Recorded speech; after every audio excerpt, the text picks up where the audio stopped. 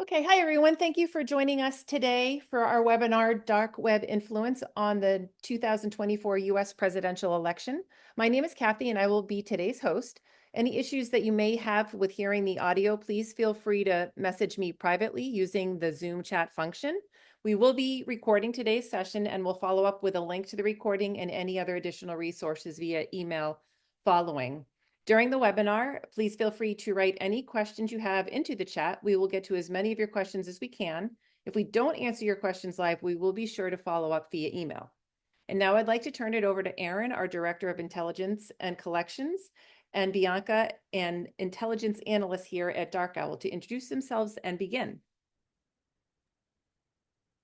Thank you, Kathy. So I just wanted to echo Kathy and say thank you everyone for joining this afternoon. We're excited to kind of talk about this topic. So as Kathy said, I'm Erin. I'm the Director of Collections and Intelligence at DarkOwl, and I'm joined by my colleague Bianca, who works on all of our investigations and services, and has been kind of digging into this topic quite a bit. So obviously, it's November next week, which I find insane. And we're just about 2 weeks out from the election. And there's a lot of things going on out there. There's a lot of things on mainstream media, obviously. But we wanted to kind of take a deep dive and see what we're seeing from our side of things on the dark web. So with that being said, I think we can dive right in. And Bianca, I guess the first question would be, why is it important that we're looking at the dark web in this election cycle? Well, during this election period, as with previous elections in recent years, particularly since 2016, we're seeing disinformation narratives gaining pretty significant traction. And disinformation, as we know, can play quite a significant role in influencing voters. And much of these false narratives that we're seeing are originating on the dark web and dark web adjacent spaces, especially Telegram. And so because of that, in order to get a comprehensive picture of the online disinformation landscape and the role it can play in influencing voters, it really is vital to examine the role that the dark web plays in spreading that disinformation. Okay, yeah, great. So who are probably the main groups that we should be concerned about then that we're seeing kind of spreading this kind of disinformation and misinformation? I think you can basically broadly divide the main groups into two categories. And I'd say that the first one is nation states, and then you also have domestic actors. So starting off with the nation states, two of the main actors we're seeing are Russia and Iran. So Russia, of course, has a history of leading influence operations against the US, as we've seen since 2016. Russia's strategy this year, though, it's worth noting, does seem quite different compared to previous years. Most notably, they really seem to be taking advantage of domestically produced conspiracy theories more and more, really, this year, as opposed to, as we've seen previously from them, kind of creating their own false narratives and then sharing and disseminating those narratives. And I think that shift in tactics is a reflection of kind of the domestic disinformation landscape that we're seeing right now, where you have these absurd conspiracy theories entering the mainstream and then being viewed by millions of people online. So really nation states like Russia that are leading these foreign influence operations are recognizing that that's unfortunately something they can take advantage of, these domestically produced conspiracy theories. Other than Russia, moving on with these nation-state actors, we are, of course, seeing Iran emerging as a key player right now in election influence operations in the lead up to November 5th.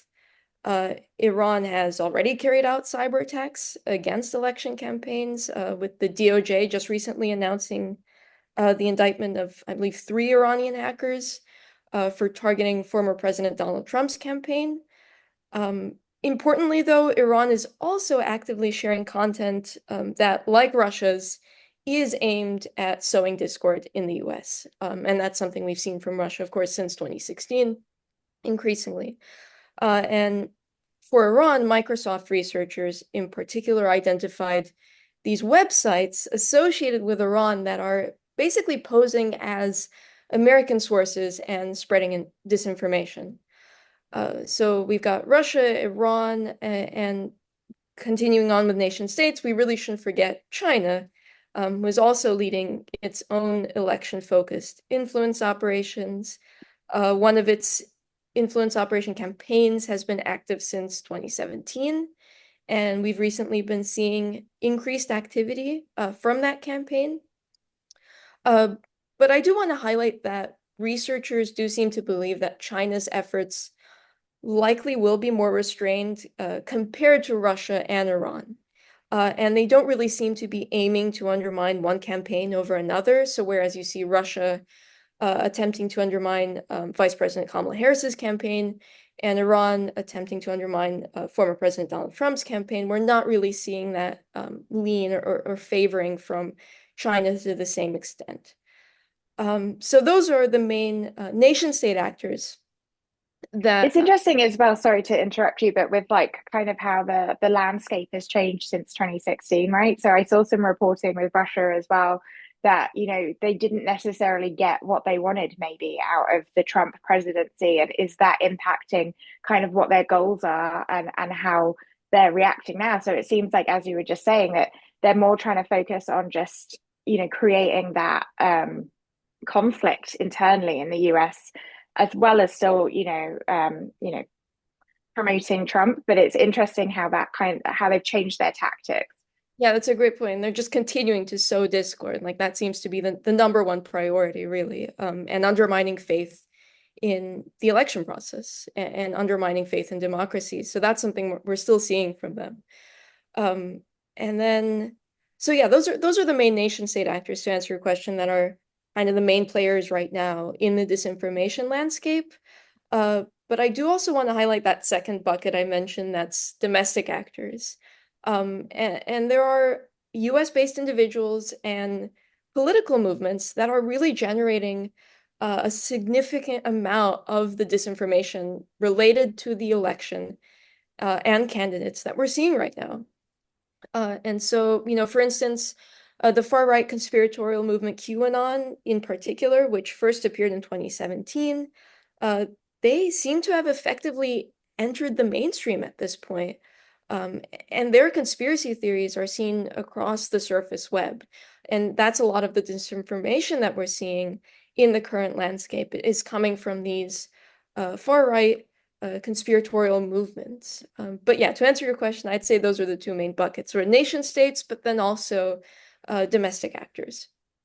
Okay, and then I guess you kind of touched on this a little bit already, but leading on from that, what are the most common types of disinformation narratives that we're currently seeing being circulated?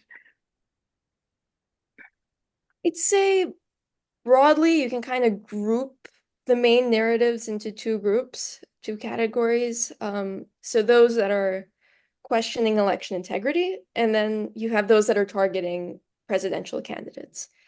So for the first category, you have essentially all of the disinformation that's questioning election integrity. So unfounded claims of voter fraud, which of course was also a very dominant narrative in 2020, and we've seen that narrative persist and enter the mainstream increasingly. And some of those narratives are being amplified by foreign actors, but American citizens themselves are also responsible, I think, for a lot of that amplification. So that's the first category. And then the second category broadly is disinformation aimed at undermining either Vice President Kamala Harris's campaign or former President Donald Trump's campaign. So to give an example, for instance, you have Russia spreading disinformation that's, again, meant to support Trump and undermine Harris, and then at the same time, Iran spreading disinformation meant to support Harris and undermine Trump. To give a more specific example, one of the most recent examples of disinformation aimed at undermining a candidacy was this staged video that was created by Russia that falsely accused Governor Tim Walz of sexual misconduct. And that was a story in the news this week. The video has already been debunked, but it nonetheless gained hundreds of thousands of views on Twitter and has been shared on the dark web and on groups in Telegram. So I'd say those are really the two main categories that we're seeing right now. Yeah, and I think, with AI and things, it really highlights how, videos can be made relatively easy these days that can be shared. And, by the time that they're debunked or shown to be false, the damage is kind of almost done. The genie's out of the bottle. So definitely concerning. But you just touched on the dark web and Telegram. So how are we seeing it being shared on the dark web, and how are apps like Telegram being utilized? Well, to address Telegram, right now we are seeing lots of groups on Telegram, especially far-right ones, that are basically spreading disinformation meant to sway voters. And again, some of that disinformation is coming from nation states. There are Russian news bots in a lot of these channels that are sharing headlines and articles that, again, are false and have no basis in fact. So like you'll see RT News, Russian bots, RT News, of course, being Russian-funded propaganda.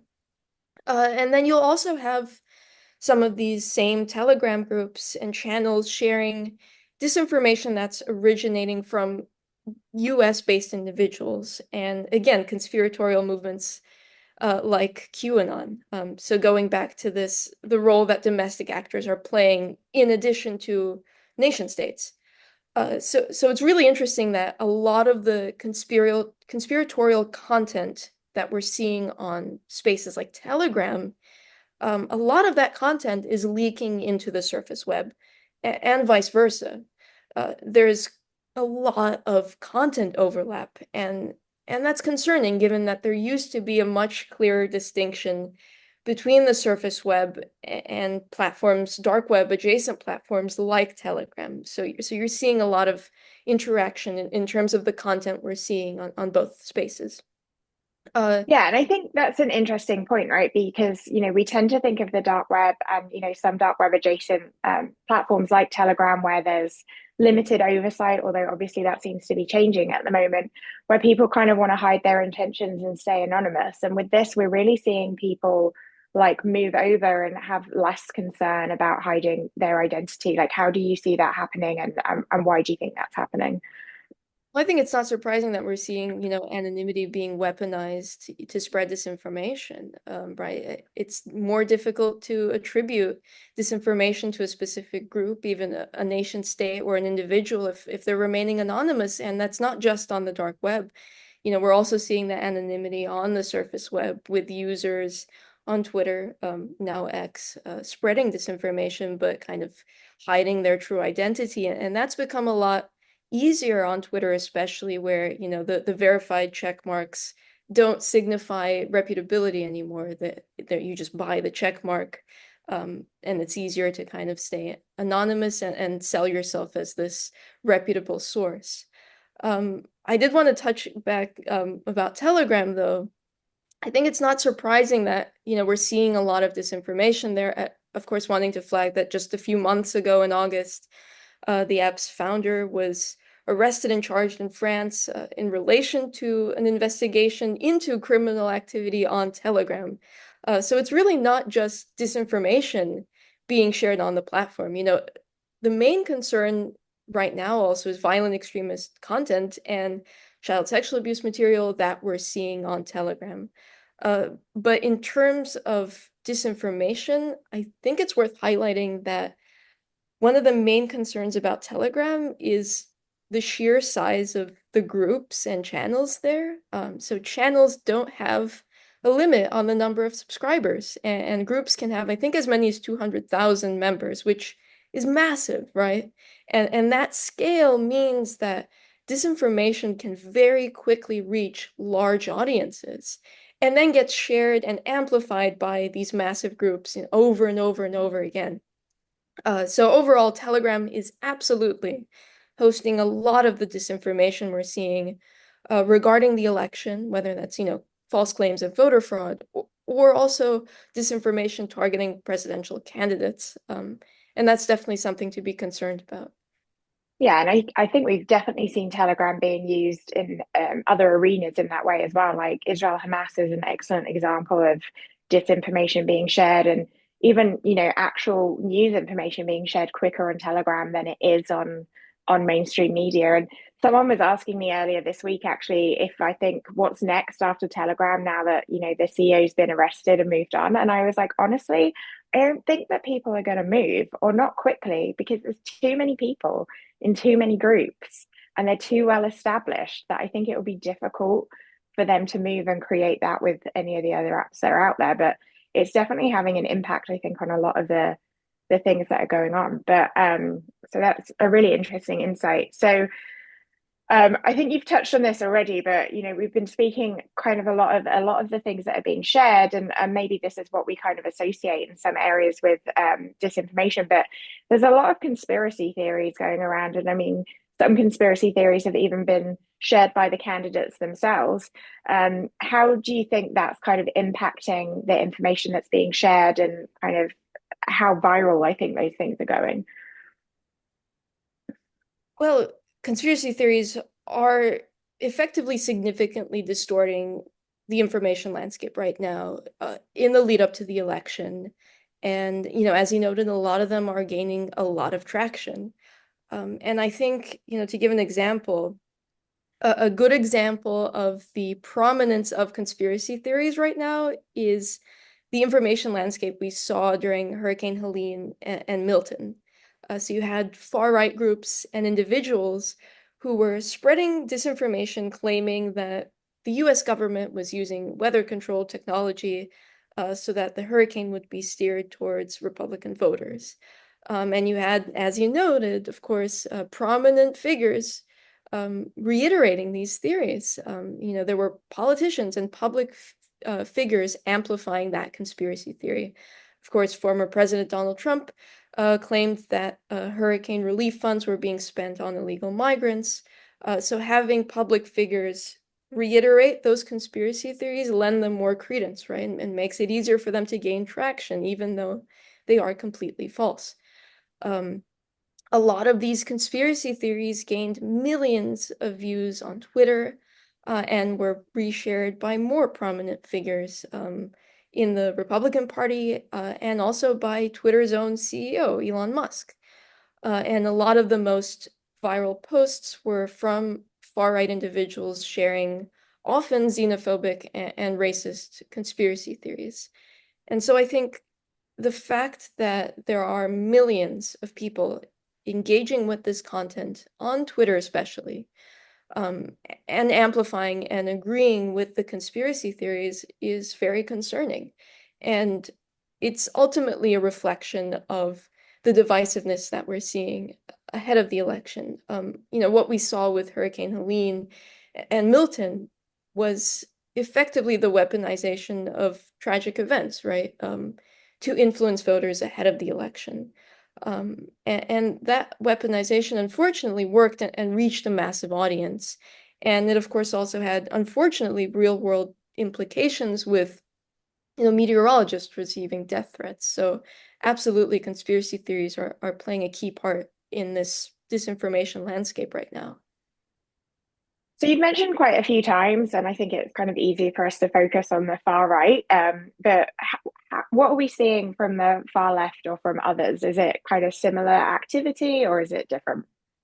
Yeah, well, that's a really interesting question because, of course, no political party is immune to conspiracy theories. But based on the research we're doing right now, far-right individuals, including public figures, or Republican members of Congress, are dominating the disinformation landscape right now, on the dark web and also on the surface web, importantly. And like I said, there is a lot of overlap in terms of content in both of those places. A lot of the dominant conspiracy theories we are seeing right now are rooted in far-right ideas. So again, for the Hurricane Helene and Hurricane Milton response and information landscape, we saw a lot of conspiracy theories and disinformation aimed at undermining the Biden-Harris administration and the Harris-Walz presidential campaign. And on dark web adjacent platforms like Telegram, Far-right groups are also dominant in terms of election disinformation. The groups spreading significant disinformation and with the largest numbers of subscribers are far-right groups, as we've seen up until now. And that's consistent with findings as well, that that type of disinformation does tend to be particularly prevalent and toxic in that far-right online space.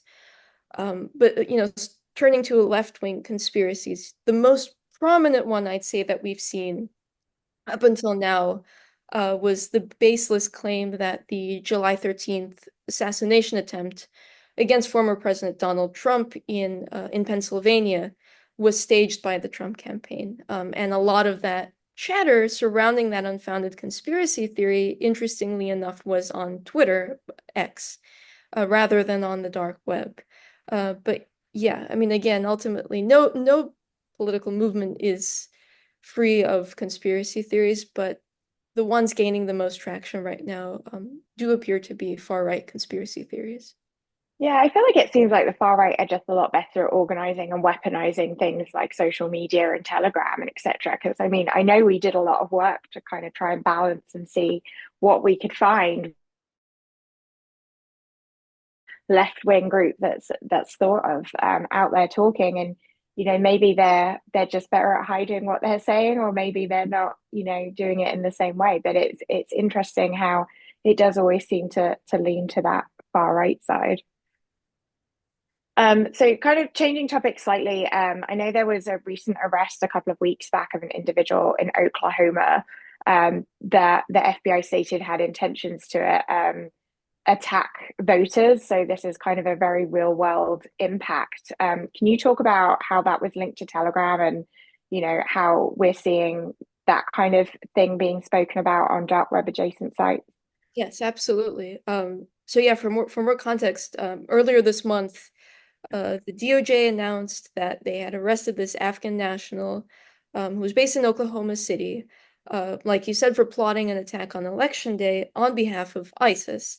And then he was arrested by the FBI for purchasing two AK-47s with his brother-in-law, who was an accomplice. And the suspect admitted that he was going to carry out the attack on Election Day and expected to die in that attack and go down as a martyr. In terms of his connections to Telegram, the suspect, interestingly, was very active in pro-ISIS Telegram groups and allegedly saved ISIS propaganda, as was noted in the indictment document, to his iCloud account and I believe also to his Google account. So ISIS propaganda from Telegram.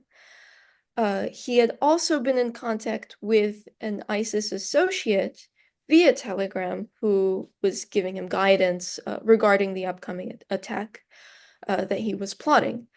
So definitely Telegram connections there, and it's ultimately not that surprising given that Telegram is notorious for being a hotbed for extremist activity, particularly for ISIS. There are lots of pro-ISIS groups there, and not just, of course, pro-ISIS groups. Unfortunately, a lot of domestic extremist groups, as I noted, that being one of the main issues leading to the CEO's arrest recently in France. But absolutely, the individual had ties to individuals in ISIS, and those connections were through Telegram.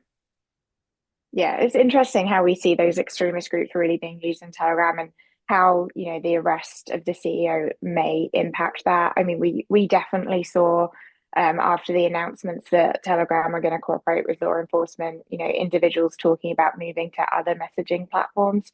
As I said, I'm not sure that they're all going to move, but I think it's interesting that they're having those conversations, because Telegram really has been that hotbed. And obviously we're talking about elections now, but I think you can go to kind of any big event that's happened, or any kind of extremist group, and find some kind of Telegram footprint for them at the moment. So we've touched on this a little bit at the beginning, but how do you think things are comparing to the disinformation and what we were seeing in the 2016 campaign? Well, in 2016, we, of course, had Russia leading extensive disinformation operations against the US, also in an effort to interfere with the presidential election. And, as you mentioned, the aim of those campaigns was to sow discord and undermine American democracy. And they used bots and intelligence officers that were masquerading as American citizens to spread disinformation and, again, exacerbate divisions. And these operations have not stopped, right? We're still seeing that activity today. But what's different now in 2024 compared to 2016 is that other nation states have significantly ramped up their influence operations as well. As I mentioned, particularly Iran, and they're engaging in similar large-scale campaigns. Iran in this election has really emerged as a prominent actor in the current disinformation landscape in the lead up to November 5th. They've already carried out cyber attacks against presidential candidates' campaigns. They've actively disseminated disinformation meant to sow discord among American voters, like Russia did in 2016. And, as I mentioned, we've also seen China similarly amplifying divisive rhetoric, and there are Chinese-linked influence operations and campaigns that are spreading disinformation and conspiracy theories. So to answer your question, ultimately this year is quite different from 2016, just in terms of the variety of actors that we're seeing engaging in large-scale influence operations. But also importantly, I think that what's particularly concerning right now, and especially different from 2016, is the way that, as I've noted, conspiracy theories have effectively become mainstream. And that's really not to say that 2016 was devoid of conspiracy theories. There were, of course, conspiracy theories in 2016, and there will always be conspiracy theories. But the scale of their reach today is on a completely different level. As I mentioned, there are mainstream platforms, particularly X, so not just the dark web, where false claims about presidential candidates and regarding the validity of the election, these conspiracy theories are gaining millions of views.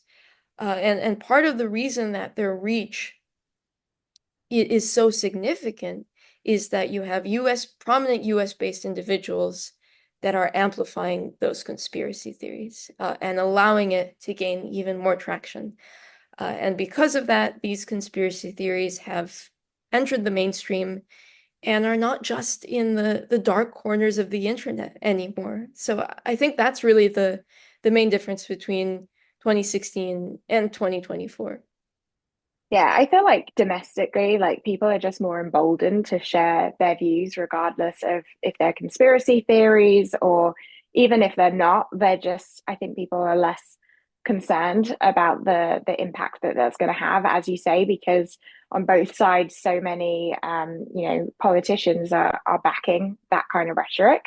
And as you say, like it's interesting. Obviously, we focus on the dark web and dark web adjacent, but it's kind of impossible to look at this topic these days without looking at social media because there's such an overlap and they interact so much. Like the things that are shared on Twitter are then immediately put onto Telegram and vice versa, and there's no one policing that or checking that. And the likes of Facebook and Instagram will try and say this isn't true or this isn't verified or read this at your own cost, but Twitter seems to have moved away from doing that a little bit in recent years. And it's I think it's very difficult with the amount of information that individuals are receiving to kind of make sense of everything that's going around, and just the pure, as you say, the sheer size of data and conspiracy theories and things that are being shared now compared to previously. I can see why it's difficult for people to kind of make a judgment. And as I said earlier, like once these things are out there, it's really hard to walk them back. There's a lot of people that, however many times you tell them something isn't true and it's been debunked, aren't going to believe you. Um, but so do you think we should expect a shift? As I said at the outset, we're just over 2 weeks away from election day. So are we expecting any shift as we move closer to the election day? Yes, absolutely. It's very likely that we'll see a pretty significant increase in disinformation targeting American voters as we get closer to November 5th. Russia, Iran, and China are well aware of the fact that their influence operations can have a greater impact closer to the date of the election when they can influence voters. And as individuals have already begun to vote. And US intelligence officials are actually already warning of this increase. There were reports stating that influence operations targeting specific political campaigns have already increased. I think it's really important to note, though, that foreign influence operations aren't going to stop after November 5th. And the ODNI actually just released a report, I think yesterday, warning that Russia, China, and Iran are all expected to continue their influence operations well through Inauguration Day. And it's very likely that they'll continue spreading disinformation again meant to sow discord among Americans and to undermine trust in the election process. And that's something we already saw with the presidential election in 2020. Election officials and intelligence officials have particularly warned that there's a possibility that Russia, Iran, and China could actually try to stoke post-election violence. So that's something that definitely needs to be closely monitored. But yes, we're expecting to see an increase in that kind of activity leading up to November 5th, but also well after November 5th up until Inauguration Day. All right. And so I guess we've mainly been talking about all the concerning things that are happening in this run up to the election, but I want to touch on kind of what steps can individuals and organizations take to try and combat some of this election related disinformation? And I guess, as you just said, disinformation generally, because this is not going away. I think the most important step and the quickest one, at least for individuals, to combat disinformation, and this seems very simple, but it's to verify sources. So before sharing or reposting anything online, just taking a few minutes to check the credibility of the source and also take the time to cross-reference and see if you can find another source that's also a reputable source sharing the same information. So if you can cross-reference, there's a greater likelihood that that information is valid. For organizations, I'd say carrying out fact-checking initiatives already is vital. Social media platforms, it's worth noting, have the ability to give users the opportunity to report disinformation. And that's huge. But Twitter, again, coming back to Twitter, unfortunately removed a feature that allowed users to report misinformation and disinformation. So bringing that feature, I think, and for other organizations and social media platforms, implementing that feature is a pretty vital first step to combat election-related disinformation. But yeah, fact-checking in general and verifying your sources is the way to go. Yeah, I think, knowing where something came from and make sure that it's not just circular reporting, everything is coming from one place, usually, a place that may not be that legitimate is such an important thing to do. And I think having discussions about that. So just going back to the kind of the dark web briefly, I think, we've talked about how there's a lot of crossover that's going to, mainstream social media sites. Would you say that there's anything specific on the dark web relating to elections? I know, like in the past, we've seen things related to, like voting machines and hacking, and DEF CON is famous for having their hacking village. Have we seen an increase in that kind of discussion, or not really? Absolutely seeing a lot of narratives about kind of questioning election integrity, like you said, voting systems. Absolutely a lot of that on the dark web and on Telegram channels especially. And a lot of these channels that have as many as, and groups that have as many as 200,000 subscribers. Absolutely a lot of those, again, and a lot of them are aimed at undermining confidence in the election process in the US, and sowing discord. So definitely seeing those conspiracy theories dominant on Telegram. But as you noted as well, you really can't look at it in a vacuum, right? Because a lot of those disinformation narratives are also being seen on mainstream platforms. So it's interesting that we're seeing this kind of dialogue between the two spaces, and that theories that previously would have probably been limited to the corners of the internet, as it were, are now very much so in the mainstream. And it's sometimes even hard to identify where they first originated, just because of the fact that we're seeing them all over the place, all these conspiracy theories. Yeah, absolutely. And I think that's the thing. I think that on the dark web, the more things that we see are kind of the traditional dark web things that you see people doing, like talking about hacking or talking about, leaking voter information or information that could be used relating to voters. That's kind of the dark web bread and butter. Whereas, outside of things like Telegram, I'm not sure that people are using the dark web for those kinds of conversations because they don't need to. They can do it on mainstream platforms without fear of, reprisal. So it's a really interesting shift, I think, that you're highlighting. Okay, so we're coming up to the end of our session, and I want to allow any final thoughts that you wanted to share. Well, just highlighting again, I'm glad that you asked the question about things people can do to combat disinformation, and just flagging again the importance of verifying sources. There are lots of great sources online as well from CISA on steps election officials can take to ensure, that we're combating disinformation right now. But yeah, absolutely, organizations and individuals can do a lot to combat this rise in misinformation and disinformation that we're seeing right now. Thank you all for joining this webinar. Yeah, that just made me think as well. Like I was at some sessions recently where I feel like you can't have a dark web or an ocean or a chat these days about mentioning AI. And I just feel like these days with the way AI is improving and deep fakes in terms of generating stories and generating videos and generating images is just something people that need to be so aware of. And it goes back to your point about really validating those sources because things can look so believable these days in a way that they couldn't several years ago. So I think that's an interesting point as well. But with that, if there's any questions from any of the panelists, okay, we've just got one come in. So in terms of spotting disinformation, do you have a quick process for circular reporting which may make an article seem more legitimate? I guess that's for checking circular reporting. Okay, so how to make it seem more legitimate. Well, the first step is just going to reputable sources, I'd say, and seeing if you're seeing those sources picking up on it. For quick updates, I often go to Twitter just to see what people are saying. And oftentimes you can find the original poster of a false claim.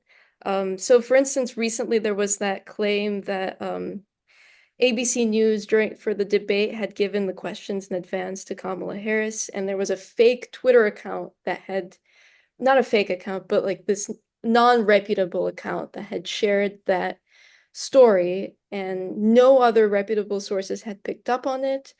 So that's an easy way to check. If you see that this is an account that isn't, validated, isn't reputable, that's an easy way to spot that it's not legitimate. So that's usually how I'll go about it. I think you could do some quick like Google dorking as well and just kind of search for the article across different media outlets and see if they're reporting it. And if they are reporting it, which they might have done because it's circular reporting and they'll pick it up, just see what they're saying, see where they're saying they got it from. And if multiple sources are saying they all got it from the same place, then it's probably not that valid. Okay, so this is a deep question. We've got another question for who gets to decide what misinformation is? That's a good question. All right, this is getting well, if we're getting back to kind of the definitions here, there is a distinction between misinformation and disinformation. Misinformation, of course, being the spreading of false information, regardless if their intention, the person who's spreading it, is to mislead others or not. And then disinformation, of course, is that intentionality part. It's being spread specifically with malicious intent, and to influence others. And so, it's really just a question of truth and fact checking, right? There are false claims that we know are false, like that the US government does not have the ability to influence hurricanes, those sorts of things. So in some instances, really, it is clear what is false and what is true. But it does get difficult to determine intent. And I think that's a good point that you bring up here about deciding what misinformation is, because it's very difficult at times to identify intent. Is this being spread with malicious intent to influence others and mislead others, as Russia is doing? Or is this just an individual spreading misinformation without intent, something they believe is true? So that's definitely something to examine. Yeah, I think it's the difference between misinformation and disinformation, isn't it? In terms of that intent piece of, are they doing it to sow discord, or do they genuinely believe that this is factual? But I think in terms of who gets to decide what misinformation is, I think each individual in some ways does. Like, obviously there are truths and there are falsehoods, but it goes back to that, to me, that source checking and going back and verifying information and verifying the data. So I think, anything that you read, anything that an organization is putting out, they should go back and they should source that information and they should verify it and see where it comes from and see if they think that it's, factual. That as I completely agree with Bianca that we cannot change the weather. Okay, someone also just mentioned on the chat that they use an app called Ground News to see how different outlets spin stories. So that could be something to do. And then they've also said, I like this, one of our guests is answering questions. So does the information make you angry or afraid? If so, you should take a beat and get more details. I think that's a really good rule of thumb. Yeah. Yeah, you'll notice like a lot of that really emotional language in those articles that are clearly false. Yeah. Clickbait. Okay. Okay. I don't think there's any other questions going into the chat. So again, want to thank you all for attending, and I want to thank Bianca for taking the time and giving some really insightful answers into this. And yeah, just thank you all for attending. If you have any other questions, as Kathy said, please feel free to reach out to us. And Bianca also wrote on a blog about this that has some more information in that you can read as well. But thank you everyone for joining. Thank you, Erin and Bianca, very much for that insightful discussion. And as a reminder to all the attendees, we will be following up this webinar with a link in an email so you can watch it again later. We hope to see you all at another webinar soon. Thank you.